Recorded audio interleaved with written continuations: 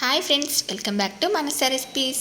ఈరోజు మనం వరలక్ష్మి వ్రతం స్పెషల్ 9 రకాల నైవేద్యం ప్రసాదాలని చాలా ఈజీగా ఎలా ప్రిపేర్ చేయాలో చూద్దాం. వీటిని ఇలా ప్లానింగ్ ప్రకారంగా చేశారంటే చాలా ఈజీగా చేసేసుకోవచ్చు.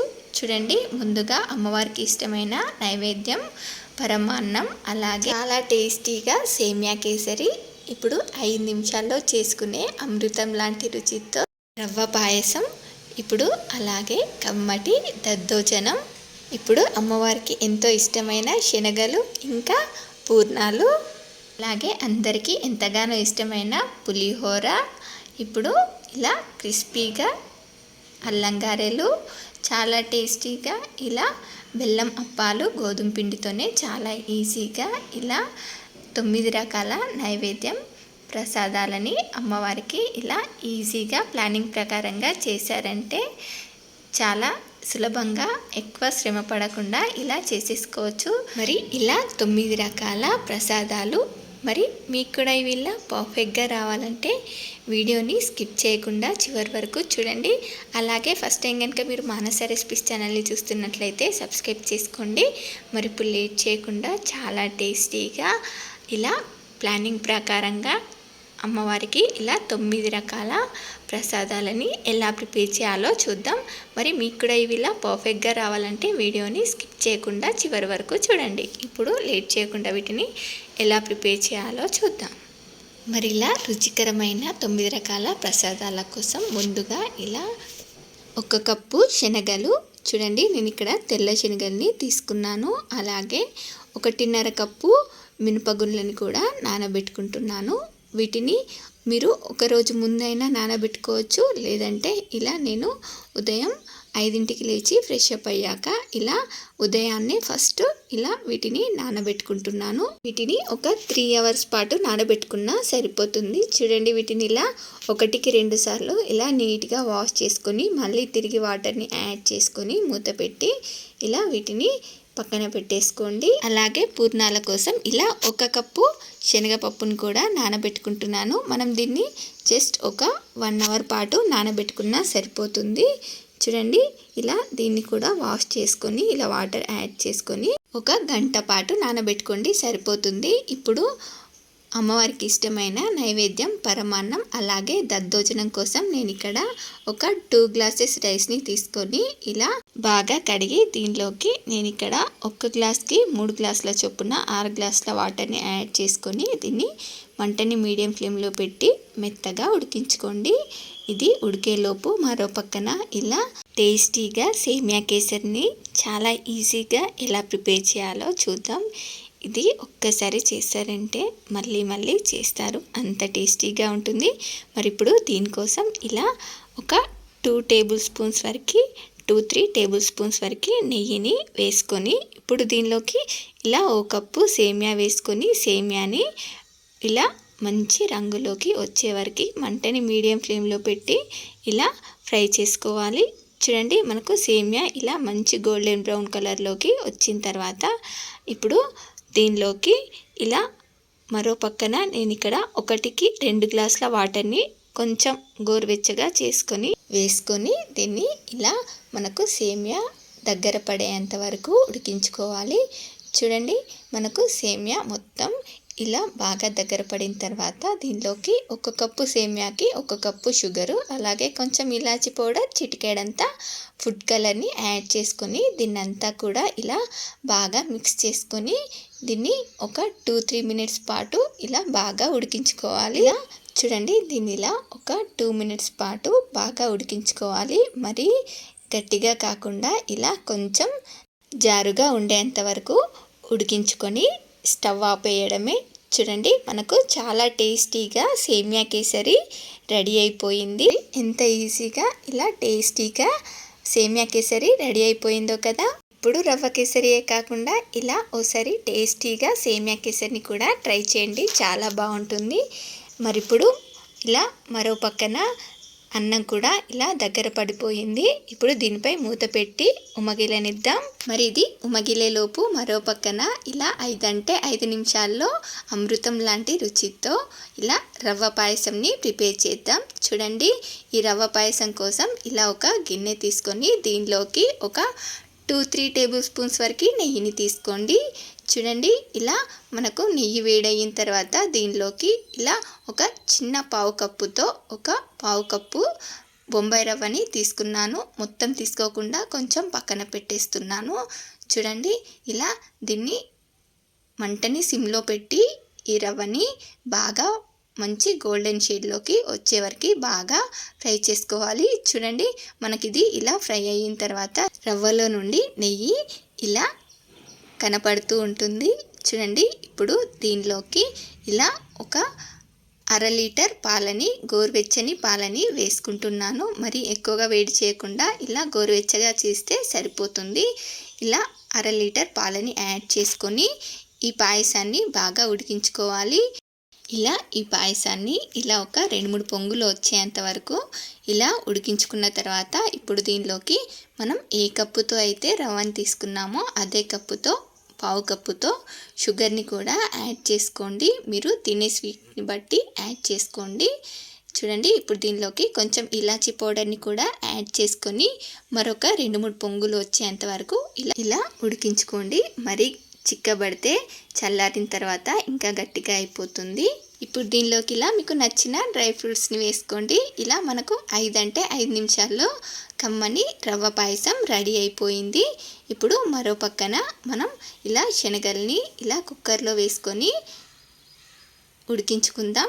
చూడండి, వీటిని ఇలా కుక్కర్లో వేసుకొని ఇవి మునిగేంత వరకు కూడా వాటర్ని యాడ్ చేసుకొని ఒక 5 to 6 విజిల్స్ వచ్చేంత వరకు ఉడికించుకోండి. ఇవి ఉడికేలోపు మనం మరో పక్కన ఇలా దద్దోజనం ఇంకా అమ్మవారికి ఎంతో ఇష్టమైన పరమాన్నం కోసం అన్నం పెట్టుకున్నాం కదా, ఈ అన్నం కూడా మనకు మెత్తగా ఉడికిపోయింది. చూడండి, ఇప్పుడు దద్దోజనం కోసం ఇలా ఒక గిన్నెలోకి కొంచెం అన్నంని తీసుకొని ఈ అన్నంని ఇలా మెత్తగా ఇలా గరిటెతో మెదుపుకోవాలి. చూడండి, ఇలా అన్నం బాగా మెదుపుకున్న తర్వాత ఇప్పుడు దీనిలోకి 1 కప్పు పాలు, నేను ఇక్కడ 1 కప్పు వరకు అన్నంని తీసుకున్నాను కాబట్టి దీనిలోకి 1 కప్పు పాలు అలాగే మరొక కప్పు పెరుగుని యాడ్ చేసుకుంటున్నాను. చూడండి, ఇలా 1 కప్పు పాలకి 1 కప్పు పెరుగుని యాడ్ చేసుకొని దీన్నంతా కూడా ఇలా గడ్డలేమీ లేకుండా ఇలా బాగా మిక్స్ చేసుకొని దీన్ని ఇలా పక్కన పెట్టేసుకుందాం. ఇలా వేసుకోవడం వల్ల పాలు పెరుగు వేసుకోవడం వల్ల మనకు నైవేద్యం పెట్టే సమయానికల్లా దద్దోజనం పుల్లగా కాకుండా మనకు కమ్మగా ఉంటుంది.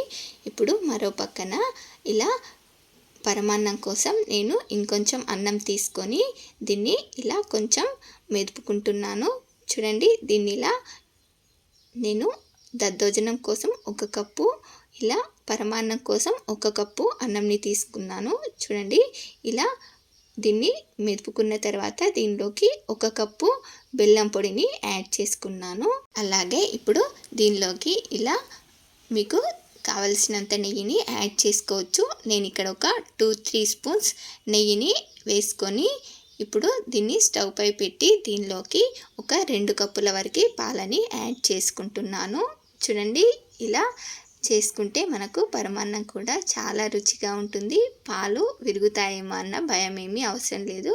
పాలు కూడా ఏమీ విరగవు, చాలా టేస్టీగా ఉంటుంది మనకు పరమాన్నం. మేము ఎప్పుడు చేసినా పరమాన్నంని ఇలానే చేస్తాము. పాలేమీ విరగకుండానే చాలా బాగుంటుంది. చూడండి, మనకు ఈ పరమాన్నం ఎంత కలర్ఫుల్గా ఎంత బాగుందో, చాలా టేస్టీగా ఉంటుంది. చూడండి, ఇలా మనకు బెల్లం మొత్తం కరిగిన తర్వాత దీన్ని ఇలా దగ్గర పడేంత వరకు కూడా మంటని సిమ్లో పెట్టి ఇలా బాగా ఉడికించుకోవాలి. చూడండి, మీరు కావాలంటే ఇదంతా ఇలా దగ్గర పడిన తర్వాత దీనిలోకి కొంచెం నెయ్యిలో డ్రై ఫ్రూట్స్ని వేసి వేయించుకొని వేసుకోవచ్చు. నేను ఇక్కడ డ్రై ఫ్రూట్స్ ఏమీ వేసుకోవట్లే. మనకు చాలా టేస్టీగా ఇలా అమ్మవారికి ఎంతో ఇష్టమైన పరమాన్నం కూడా రెడీ అయిపోయింది. ఇప్పుడు ఇలా కలిపి పెట్టుకున్న దద్దోజనంలోకి తాలింపుని వేసేసుకుందాం. చూడండి, ఇలా ఆయిల్ కానీ నెయ్యి కానీ తీసుకొని దీనిలోకి ఆవాలు, జీలకర్ర, పచ్చిశనగపప్పు, కొన్ని మిరియాలని ఇలా అన్నింటిని కూడా వేసుకొని ఇవి కొంచెం ఇలా చిటపటలాడిన తర్వాత దీనిలోకి ఇలా సన్నగా కట్ చేసిన పచ్చిమిర్చి ముక్కలు, కొంచెం అల్లం తరుగు, కొంచెం కరివేపాకు వేసుకొని ఇలా తాలింపుని వేసేసుకోవడమే. ఇప్పుడు ఇలా తాలింపు వేసుకున్న తర్వాత దీనిలోకి మీకు టేస్ట్కి సరిపడా సాల్ట్ని కూడా యాడ్ చేసుకొని దీన్నంతా కూడా ఇలా ఒకసారి బాగా మిక్స్ చేసుకుంటే సరిపోతుంది. మనకు చాలా టేస్టీగా కమ్మని దద్దోజనం రెడీ అయిపోయింది. ఇప్పుడు మనం రవ్వ పాయసం తర్వాత శనగల్ని కుక్కర్లో పెట్టాం కదా, మనకు శనగలు కూడా ఉడికిపోయాయి. చూడండి, వీటిని ఇలా 5 to 6 విజిల్స్ వచ్చేంత వరకు ఇలా మెత్తగా ఉడికించుకున్న తర్వాత వీటిని ఇలా వడగట్టుకొని ఇప్పుడు దీనిలోకి తాలింపుని వేసేసుకుందాం. చూడండి, ఇలా ఆయిల్లో ఆవాలు, జీలకర్ర వేసుకొని ఇవి కొంచెం ఇలా చిటపటలాడిన తర్వాత దీనిలోకి ఇలా కొంచెం సన్నగా తరిగిన అల్లం తరుగు, ఒక 4-5 పచ్చిమిర్చిని, అలాగే కొంచెం కరివేపాకు, మీకు టేస్ట్కి సరిపడా సాల్ట్, కొంచెం పసుపు వేసుకొని దీన్నంతా కూడా ఒకసారి ఇలా బాగా మిక్స్ చేసుకోవాలి. ఇప్పుడు ఇలా మనకివి బాగా ఫ్రై అయిన తర్వాత దీనిలోకి ఇలా మనం ఉడికించి పెట్టుకున్న శనగల్ని వేసుకొని దీనిలోకి ఇలా ఒక గుప్పెడంతా కొత్తిమీరాకు కూడా వేసుకొని వీటిని ఇలా జస్ట్ ఒక 2 minutes పాటు ఇలా బాగా ఫ్రై చేసుకోవాలి. ఇలా ఒక 2 minutes ఫ్రై చేసుకుంటే మనకు వీటికి ఉప్పు కారం బాగా పడుతుంది.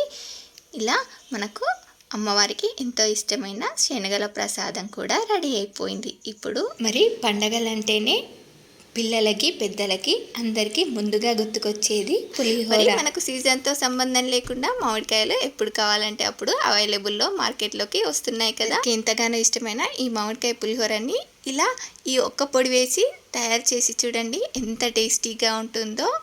ఇది రుచి మాత్రం మామూలుగా ఉండదు, చాలా టేస్టీగా ఉంటుంది. దీన్ని ఎలా చేయాలో, ఎప్పుడు వేయాలో చూపిస్తాను. వీడియోని స్కిప్ చేయకుండా చివరి వరకు చూడండి. మరి శ్రావణ మాసం వచ్చేసిందంటే అన్ని పండుగలు స్టార్ట్ అయిపోతాయి కదా. ఇలా ఏ పండగకైనా ఈజీగా, టేస్టీగా ఇలా మామిడికాయ పులిహోరని ప్రిపేర్ చేసుకోవచ్చు. ఇలా ఒక్కసారి ట్రై చేసి చూడండి, ఎంత బాగుంటుందో. దీన్ని చేసుకోవడానికి ముందుగా ఇలా అన్నంని పొడి పొడిగా వండుకొని ఇలా ఒక గిన్నెలోకి తీసుకొని చల్లారబెట్టుకోవాలి. చూడండి, దీనిలోకి ఇలా ఒక టేబుల్ స్పూన్ ఆయిల్ వేసుకొని దీన్నంతా కూడా ఇలా బాగా మిక్స్ చేసుకొని చల్లారబెట్టుకోవాలి. మనకు ఇది ఇలా ఆయిల్ వేసుకోవడం వల్ల అన్నం పొడి పొడిగా చాలా బాగుంటుంది. ఇప్పుడు ఇలా అన్నం చల్లారేలోపు మనం మరో పక్కన ఇలా ఒక ప్యాన్లోకి మీకు కారానికి సరిపడా ఎండుమిర్చి, ఒక 10-15 మెంతులు, ఒక 1/2 టీ స్పూన్ జీలకర్ర వేసుకొని వీటిని ఇలా కొంచెం ఫ్రై చేసుకున్న తర్వాత 1 స్పూన్ పచ్చిశనగపప్పు కూడా వేసుకొని ఫ్రై చేసుకోండి. చూడండి, ఇప్పుడు ఇది పచ్చిశనగపప్పు ఫ్రై అయిన తర్వాత 1 టీ స్పూన్ ఆవాలను కూడా వేసుకొని కొంచెం చిటపటలాడిన తర్వాత ఒక 2 స్పూన్ల నువ్వులను కూడా వేసుకొని ఇవి చూడండి జస్ట్ 1 నిమిషం ఫ్రై చేసుకుంటే చాలు, ఇలా చిటపటలాడుతాయి. ఇప్పుడు స్టవ్ ఆఫ్ చేసేసి వీటిని చల్లారనివ్వండి. ఇవి ఇలా చల్లారిన తర్వాత మిక్సీ జార్లో వేసుకొని వీటిని జస్ట్ ఒక 2 పల్సెస్ ఇచ్చారంటే మనకు ఇవి ఇలా కొంచెం ఫోర్స్గా గ్రైండ్ అవుతాయి. మరీ సన్నగా కాకుండా ఇలా కొంచెం ఫోర్స్గా గ్రైండ్ చేసుకుంటేనే బాగుంటుంది. చూడండి, ఇప్పుడు ఇలా ఇదే ప్యాన్లోకి ఒక 3 టేబుల్ స్పూన్స్ ఆయిల్ వేసుకొని దీనిలోకి ఇలా ఆవాలు, జీలకర్ర, పచ్చిశనగపప్పు, ఎండుమిర్చి, పల్లీలు కూడా వేసుకొని వీటిని ఇలా మంచి గోల్డెన్ షేడ్లోకి వచ్చే వరకు ఫ్రై చేసుకున్న తర్వాత ఒక 5-6 పచ్చిమిర్చిని ఇలా పొడుగా చీల్చుకొని వేసుకొని ఓ రెమ్మ కరివేపాకు కూడా వేసుకొని ఫ్రై చేసుకొని కొంచెం పసుపు వేసుకొని దీన్నంతా కూడా ఒకసారి ఇలా బాగా కలిపేసి ఇప్పుడు దీనిలోకి మనం ఇలా తురిమి పెట్టుకున్న 1.5 కప్పు వరకు మామిడికాయ తురుముని యాడ్ చేసుకొని దీన్ని మరీ ఎక్కువగా కాకుండా ఒక 2 minutes ఇలా ఆయిల్లో ఫ్రై చేసుకోవాలి. చూడండి, మనకు ఇది కలర్ఫుల్గా ఎంత బాగుందో కదా. ఇప్పుడు దీనిలోకి మీరు టేస్ట్కి సరిపడా సాల్ట్ని యాడ్ చేసుకొని దీనిలోకి మెయిన్ ఇంగ్రీడియంట్ ఇలా మనం పొడి చేసుకున్న ఈ పొడిని యాడ్ చేసుకొని జస్ట్ 1 నిమిషం పాటు ఫ్రై చేసుకొని లాస్ట్లో కొంచెం కొత్తిమీరని వేసుకొని మరొక నిమిషం ఫ్రై చేసుకొని స్టవ్ ఆపేయడమే. చూడండి, మనకు ఎంత కలర్ఫుల్గా, చాలా టేస్టీగా ఈ మామిడికాయ పులిహోరకి ఇది రెడీ అయిపోయింది. చూసారు కదా, ఇలా మనం ముందుగా అన్నం వండుకొని రెడీగా పెట్టుకుంటే మామిడికాయని జస్ట్ ఒక 2 minutesలో తురుముకొని ఇలా 5 to 10 మినిట్స్లో మనం మామిడికాయ పులిహోరని రెడీ చేసేసుకోవచ్చు. చాలా టేస్టీగా ఉంటుంది. మీరు ఒక్కసారి ఇలా చేశారంటే ప్రతిసారి కూడా ఇలానే చేస్తారు. ఇప్పుడు చల్లారబెట్టుకున్న రైస్లోకి చేతితో కలుపుకున్నామంటే పులిహోర చాలా టేస్టీగా ఉంటుంది. మనం గరిటతో కలుపుకోవడం కన్నా ఈ పులిహోర ఏదైనా కానీ ఇలా చేతితో కలుపుకుంటే మనకు రైస్ అంతటికి కూడా బాగా పడుతుంది. టేస్ట్ కూడా చాలా బాగుంటుంది. ఇలా కనుక ఒక్కసారి చేసి పెట్టారంటే మళ్ళీ మళ్ళీ అడిగి చేయించుకొని మరీ తింటారు. అంత టేస్టీగా ఉంటుంది. ఇలా సింపుల్గా జస్ట్ ఒక 10 మినిట్స్లో మనకు మామిడికాయ పులిహోర రెడీ అయిపోయింది. ఇలా ఏ పండగకైనా చాలా ఈజీగా పులిహోరని ప్రిపేర్ చేసుకోవచ్చు. ఇప్పుడు మరి ఇలా పూర్ణాల కోసం మనం పప్పుని ఉడకబెట్టుకుందాం. చూడండి, ఇలా మనకు పప్పు ఓ గంట పాటు నానితే సరిపోతుంది. నాకు కాస్త ఎక్కువసేపే నానింది. చూడండి, ఇప్పుడు దీన్ని ఇలా ఒక కుక్కర్లోకి వేసుకొని దీనిలో 1 కప్పు పప్పుకి 1.5 కప్పు వాటర్ని యాడ్ చేసుకుంటున్నాను. చూడండి, ఇప్పుడు దీనిలోకి ఇలా 1-2 స్పూన్ల నెయ్యిని యాడ్ చేసుకొని మూత పెట్టి దీన్ని ఒక 4 విజిల్స్ వచ్చేంత వరకు ఉడికించుకోండి. ఇది ఉడికేలోపు మనము ఇలా నానబెట్టుకున్న పప్పు ఉంది కదా, ఈ పప్పుని వాటర్ తీసేసి దీన్ని ఇలా మిక్సీ జార్లో వేసుకొని ఇలా మీకు సరిపడా పప్పుని మిక్సీ జార్లో వేసుకొని ఇలా కొంచెం కావాలంటే కొంచెం కూల్ వాటర్ని యాడ్ చేసుకొని దీన్నంతా కూడా ఇలా మెత్తగా రుబ్బుకోవాలి. చూడండి, ఇది ఇలా రుబ్బిన తర్వాత వాటర్లో వేసుకొని చూస్తే ఇలా మనకు పైకి తేలితే మనకు ఫ్లఫీగా చాలా బాగా గ్రైండ్ అయినట్టు వడల కోసం. చూడండి, ఇప్పుడు దీన్ని ఇలా ఒక గిన్నెలోకి తీసేసుకుందాం. చూడండి, మిగతా పిండిని కూడా అంతా గ్రైండ్ చేసుకొని ఇలా మనకు వడలకి తీసుకొని మిగతా పిండిని మనం పూర్ణాల కోసం కొంచెం పిండిని ఇంకో గిన్నెలోకి తీసి రెడీగా పెట్టుకుందాం. మనం ఇవి గ్రైండ్ చేసేలోపు మరో పక్కన మనకు చూడండి పూర్ణాల కోసం ఉడికించుకున్న పప్పు కూడా ఉడికిపోయింది. చూడండి, ఇలా దీన్ని మనం ఒక 4 విజిల్స్ వచ్చేంత వరకు ఉడికించుకుంటే మనకు పప్పు ఇలా మెత్తగా సాఫ్ట్గా ఉడికిపోతుంది.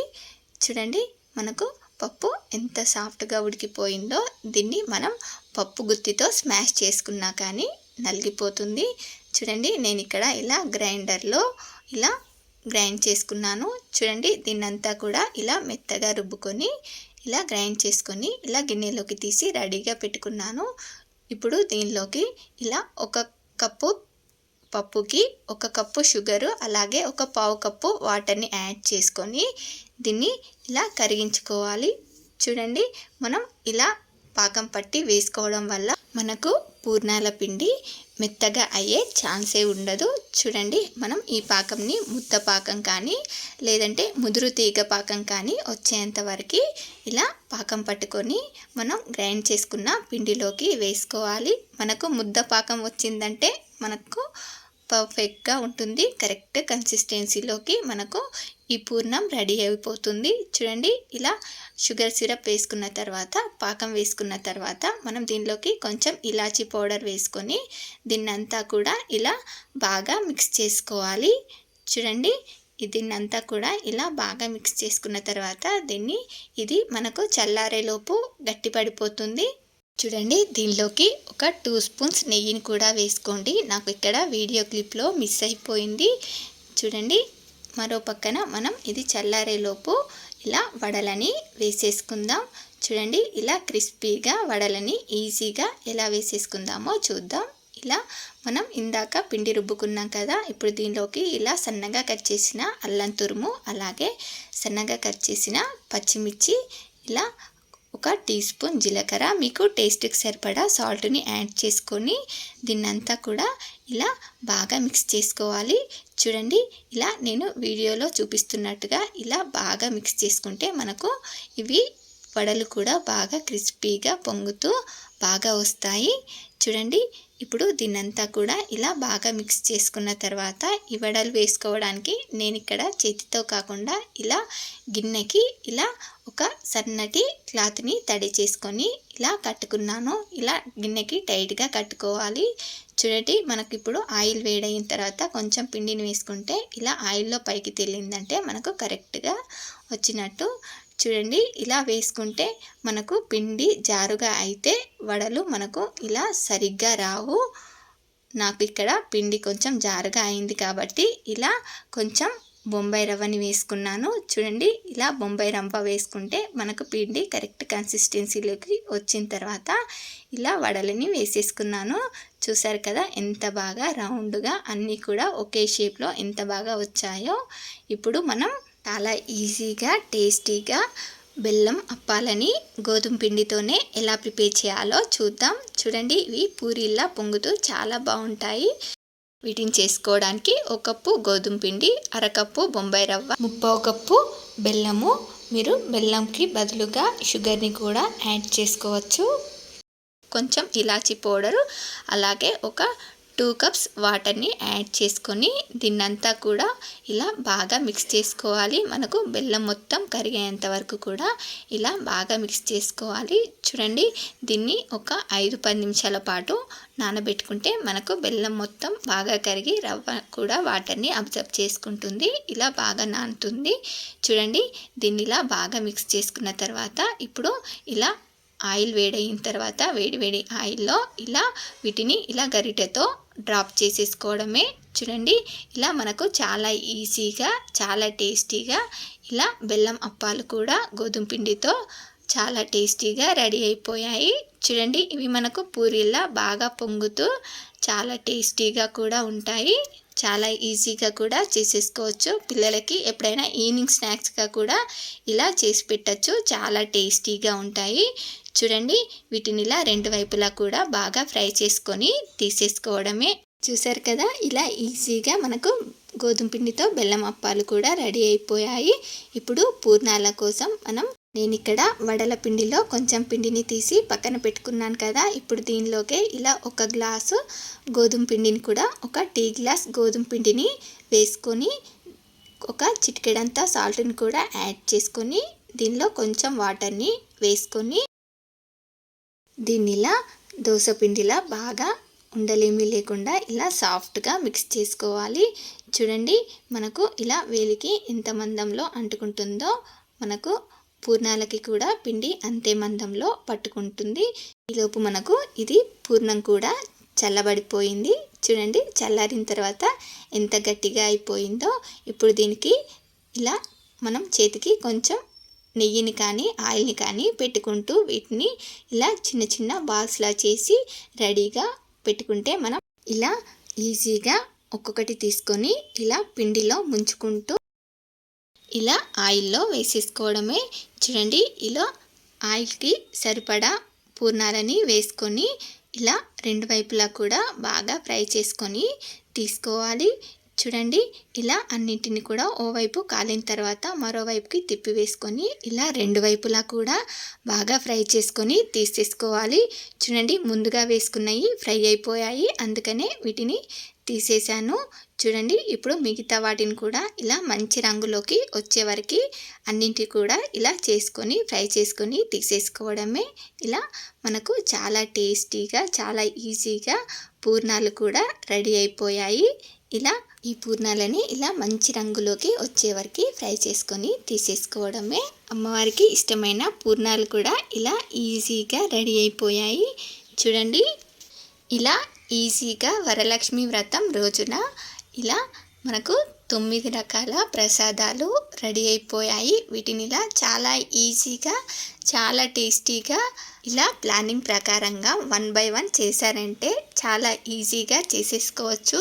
మరి మీలో ఎంతమందికి ఈ ప్రసాదాలు నచ్చాయో ఒక లైక్ చేసి కామెంట్ చేయండి. అలాగే మీ ఫ్రెండ్స్ అండ్ రిలేటివ్స్కి కూడా షేర్ చేయండి. మరిన్ని టేస్టీ అండ్ సింపుల్ రెసిపీస్ కోసం మానస రెసిపీస్ ఛానల్ని సబ్స్క్రైబ్ చేసి దాని పక్కనే ఉన్న బెల్ సింబల్ని క్లిక్ చేయండి. Thank you for watching my video.